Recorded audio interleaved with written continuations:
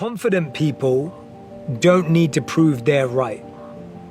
Confident people don't shrink when others shine. Confident people don't waste time comparing. They know their worth without proving others wrong. They celebrate others because it doesn't take away from them.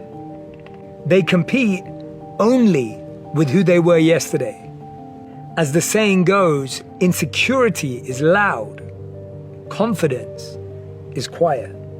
To mention again, the most important thing is to have a routine, consistency, not obsession. Good, don't be like Cristiano, because Cristiano is crazy, okay. But 20%, 25% is too much. Even my friends say that I'm sick to live that life.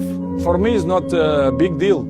I do it in a comfortable way, in a happy way. Yeah. For me, it's not sacrifice. You say, yeah, sometimes you don't want to go to the gym. Of course, no. Sometimes I don't go to the, but I go because I have a compromise with myself. But I'm not go happy every day. You think I'm wake up off the bed every day happy or with my wife or with my kids? Sometimes I'm not, but it's part of our time. We are both the same. We feel this every time. Make effort in your health. You have to disappear.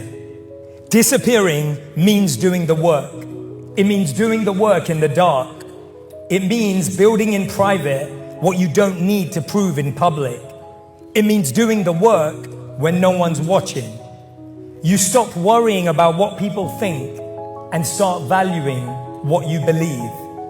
Because a life that looks good or sounds good is nothing compared to a life that feels good. Get rich, ignore the noise.